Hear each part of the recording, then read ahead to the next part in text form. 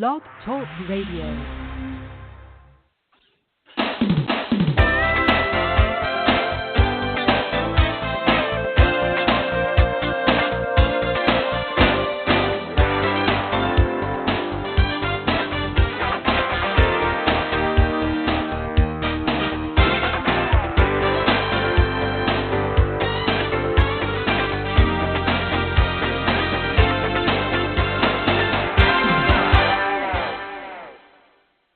Good morning. This is your host, Davida Shinsky, and I'm bringing to you on Live Without Limits. This week's segment is called 7 Easy to Miss Signs That You're Doing Better Than You Think on the Blog Talk Radio Network. Once you replace negative thoughts with positive ones, you'll start having positive results, said Willie Nelson. And first thing I want to talk about is there's a story that I've read that comes from a book called Scripts People Live by Claude Steiner, and it's called The Fuzzy Tale. And what is the purpose of this story? To show you how when you're given positive reinforcement, when you're encouraged, when you're believed in, you thrive. But when you are treated negatively, or when you're put down or criticized, it impacts you in ways that we don't always think about. And that story is called The Fuzzy Tale. In this story, there's a family, a mother, a father, a son, and a daughter. And what they do is they give out warm fuzzies like there's no tomorrow. And they've been doing this for many years. All of a sudden, a witch comes along who's jealous. And she goes to them and says, if you keep giving out warm fuzzies, you will run out. So they decide to quit giving them out altogether. Then eventually the witch comes back to them and says, give out something. So what do? They start giving out false fuzzies and cold pricklies. And those are the things that are constantly being told to you, how you can't do this, you can't do that. And what happens is we tend to internalize those things. But eventually a hip woman comes along, and she sees this happening. And what does she do? She goes to the family and she says, it's okay to give out warm fuzzies. They will never run out. And what happens is the town starts to grow and thrive. So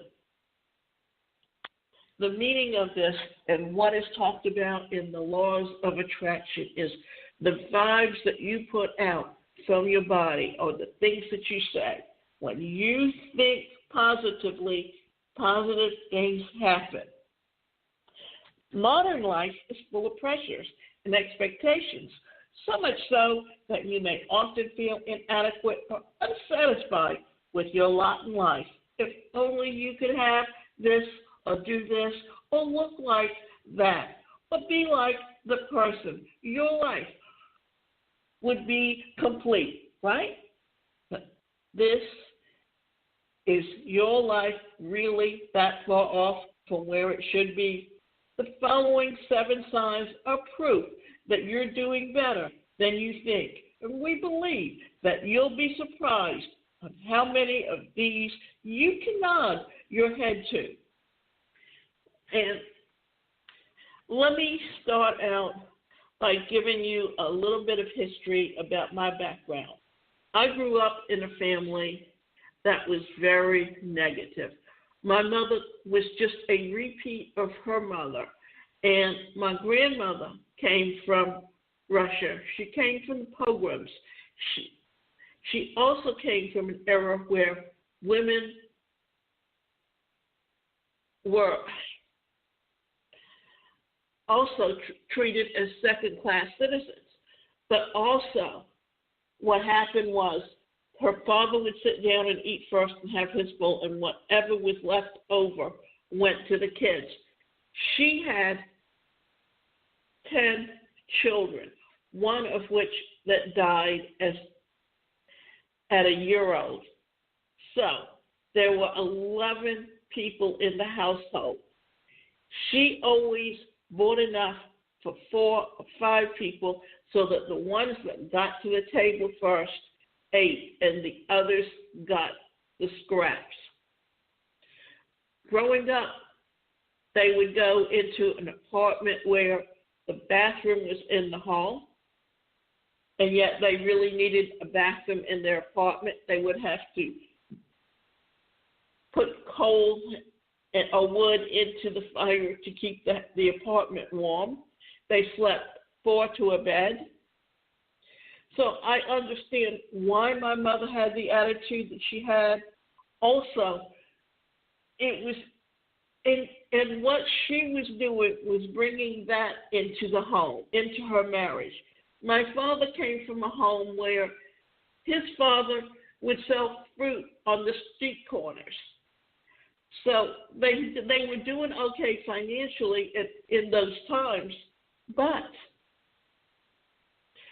their father was very abusive physically, and my father brought that into his home. So that, and because I was the middle child and I have cerebral palsy, and I always had to wear a brace on my foot as a child, and my gait was always off.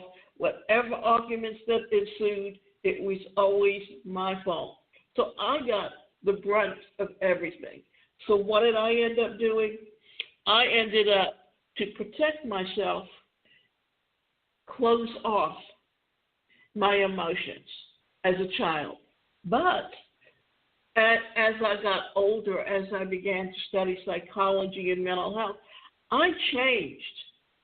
And I literally, to change, had to stay away from my family. But because of all the emotional abuse, of all the physical abuse, I ended up living alone and have never been married. And I've often thought I would love to have had someone to share my life with. But I also realized that at that point in my life, I would have been with someone who would have been physically abusive, because that was my comfort zone. That's what I was used to because of my father. And that is more than anything why I had never married or had a family today. And I also realized that even though I wouldn't want to, even though I would be more loving to my children, I would still handle frustrating situations in the same way that I grew up seeing it being handled. And no matter how much counseling you have, it's always going to be with you. And you constantly have to be aware of what you're capable of doing. And you have to be willing to change before you can do so.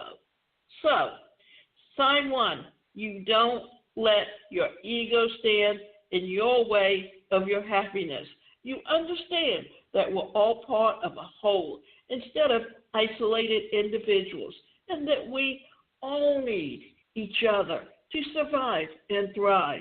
You're not afraid to ask for help, and you've given up your need to be always right and in control. When you live with someone, you're in a relationship, always remember this. Personalities are always going to have conflict. The idea is, how are you going to deal with those conflicts? How are you going to work through? Many times, what happens is, in life, you meet someone that you're both in the same place at the same time, and that relationship works at that point in time. And hopefully it will remain working, and as you grow and change, you change together. But what happens if you go at different paces? Then there's definitely a breakdown in a family, and that affects the relationship, that affects the children in the home. We've seen it in many public figures that what can happen when a parent ignores them or when there's a divorce and one parent disappears from that child's life forever. Sign 2, you find pleasure in the little things in life. You don't need the fanciest car or the latest iPhone to find happiness. You find pleasure in life's simple blessings, like a cup of coffee, the warm morning sun, or the opportunity to help others. So many times we're taught that happiness is outside of us, but that is very wrong.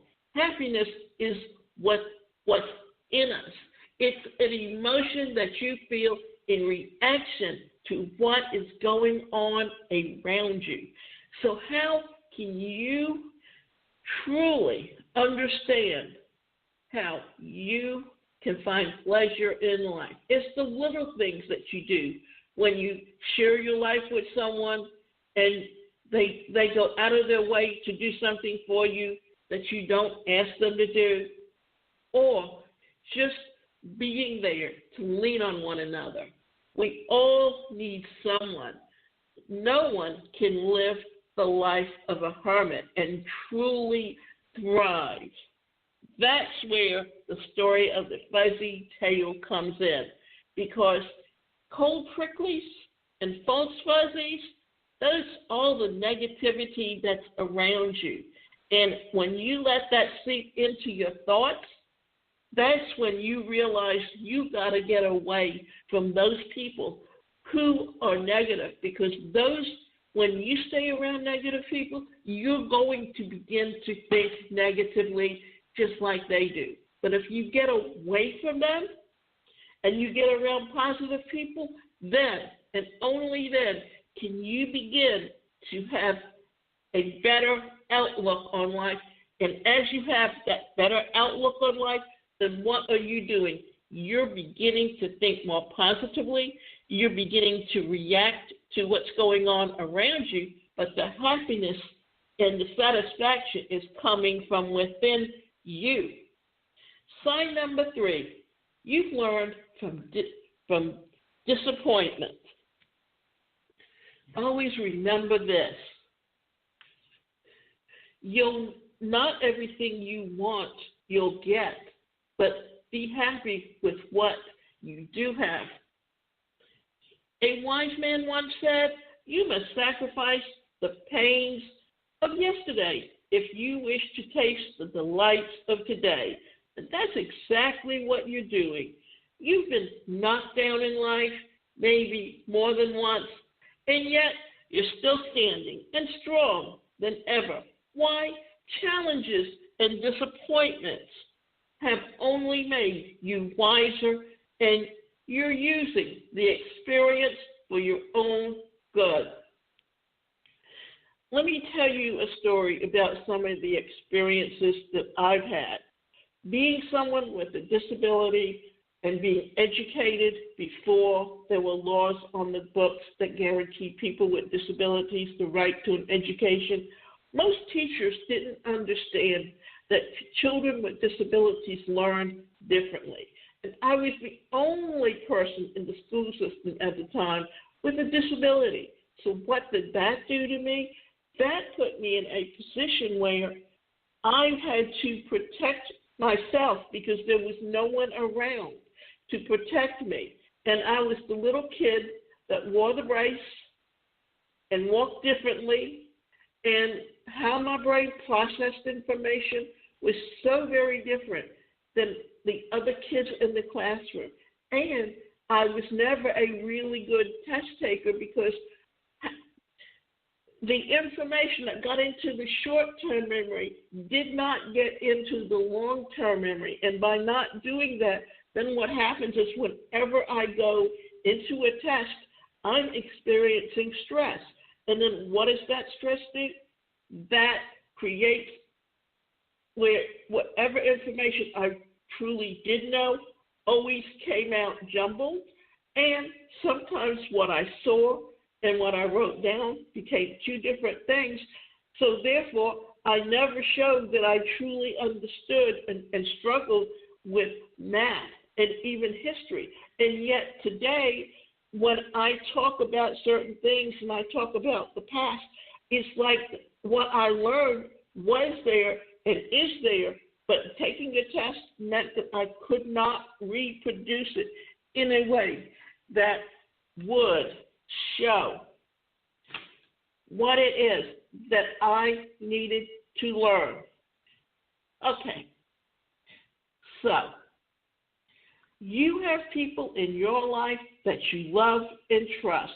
You're blessed with people that love and support you, no matter how hard things get, and there's no way you're going to take them for granted.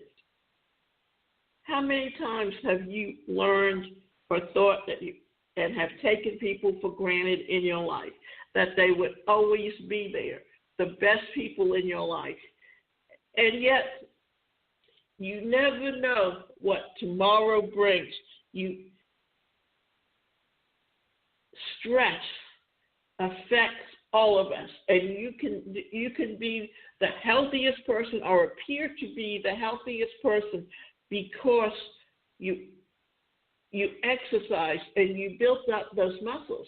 But if you never take care of your mental health or your attitude about life, what really happens to you that you really don't know how to deal with certain things. And especially, like, if you've got a child, whether that you've made dependent on you, and they don't really know how to live on their own, take care of themselves, and you just assume that they will be able to, then what truly happens to them is they tend to start overeating. They tend to spend most of their time. They become a recluse. They just don't know how to interact with other people. They don't know how to find those people outside of the family that they can trust. So, where are you and how are you going to begin to think about yourself and your attitude and how you can change your life around? So, let's quickly go over this. We're talking about the 7 easy-to-miss signs that you're doing better than you think. And we've just gone over a few of them. Now, you know what's right for you. You have clear vision of what you want and what you don't want in your life. You may not always make the right choices, but you always do the best to honor yourself and your integrity. Because I grew up with a disability and I was always given a lot of negativity, I had to go outside of the family to find my support systems.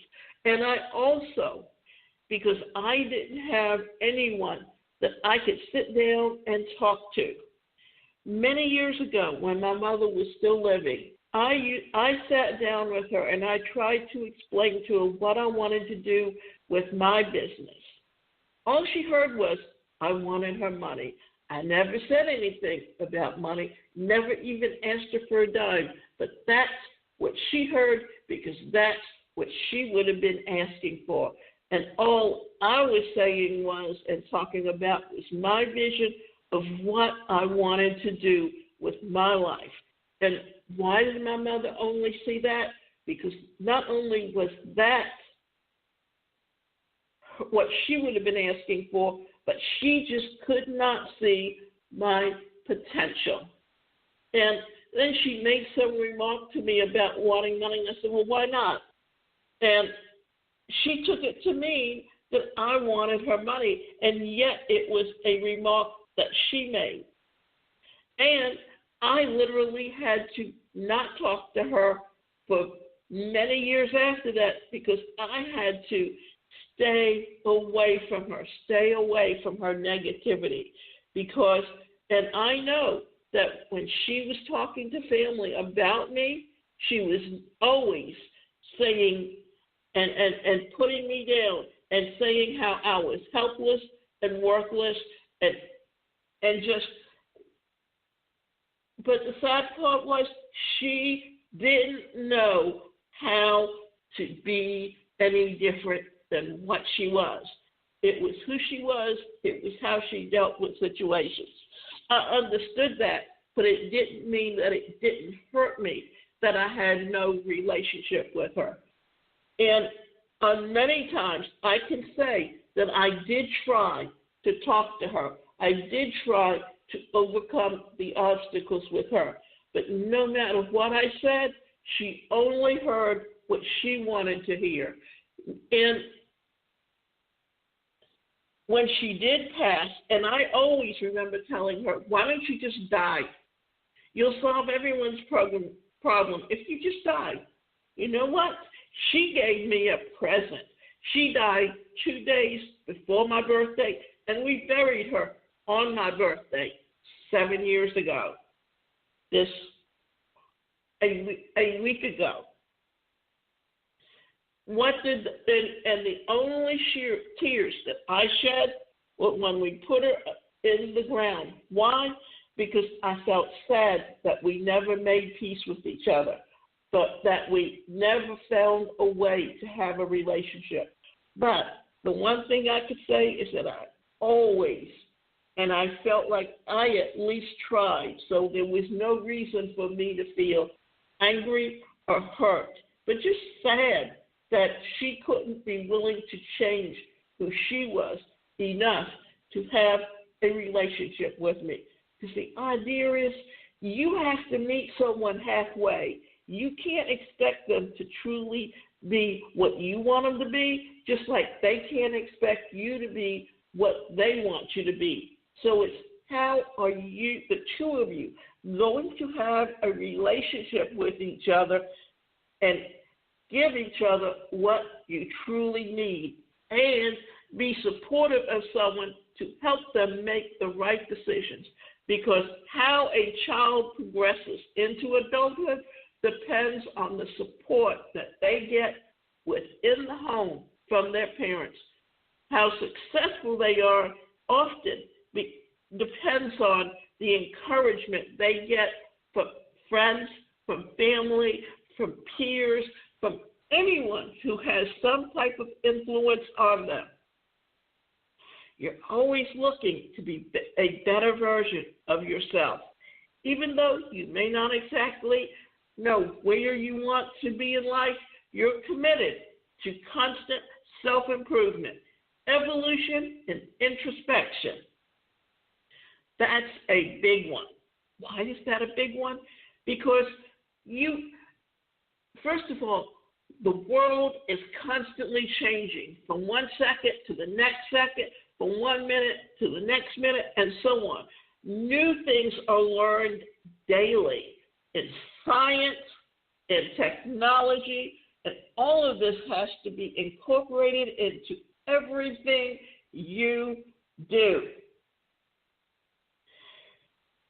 There are many motivational speakers out there or shows that you can listen to in podcasts by people who are constantly offering you introspection on how you can change and be a better person. Now, let me tell you this much. I happen to live in a senior community, and I know someone who's at least 10 years older than I am. And she still has insecure feelings about herself. And she'll constantly be listening to Eckhart Tolle, Harv Eker, I can't think of but many of the other motivational speakers that have gone before, like Zig Ziglar. But what happens is she doesn't know how to internalize it and really interpret and put it in her own words. What does she do? She'll repeat what she hears in the exact words that she heard them, so that you know that she took the knowledge in, but did she internalize it? Did she see how she can take herself and make herself truly a better person. The last time we spoke, she sent me an email, and many a times sometimes I would read them, but I would just discount them because they just sounded so nonsensical. But it was like, well, we're in two different places because she's evolved and she's working on herself. And what is her whole conversation about? Meghan Markle and Harry and Kate Middleton and William. Why? She always follows celebrities because that's, in her mind, living a better life is living the life that she imagines that they're having, not realizing that in their lives they may have a different set of issues and problems that they're dealing with because no life is perfect. The idea is, how do you live the best quality of life with what you have and who you are now? You're in complete freedom to do whatever you want. You may take this for granted sometimes, but having the time and freedom to do whatever you want is extremely precious. Walking your own path takes courage, so keep your head up and give yourself a pat on the back. You're doing so much better than you think. Now that you know you're on the right track, let's take the next step.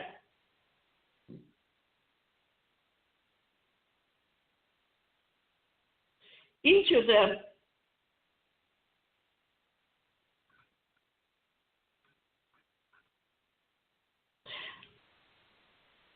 did you notice that above the 7 signs, you have one thing in common? Each of them comes from your mind, because your mind is the key to, well, everything. And so the next step to getting where you want to be is to reprogram your mind to embrace the beliefs, habits, and emotions that serve you instead of sabotage you. According to neuroscience, achieving this is actually easier than you think. Once you understand a number of steps known only to the most accomplished people on earth, from billionaires and CEOs to leading scientists and professional athletes, the complimentary workshop reveals the critical steps to help you realize exactly where you are holding yourself back. And one final thing, that our mind really controls us and who we are and what we believe. And when you have negative thoughts, what are you doing? You're putting the brakes on yourself. You're keeping yourself from reaching your goals. The idea is that we want you to succeed.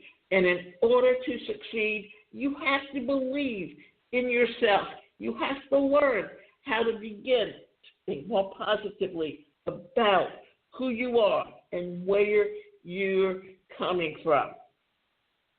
The best way to do that is to begin and listen to people and podcasts and audio tapes and videos of motivational speakers, or even read books about it. But the concept is that they help you to learn to change your habits and to begin to learn how to believe in who you are and how you can succeed.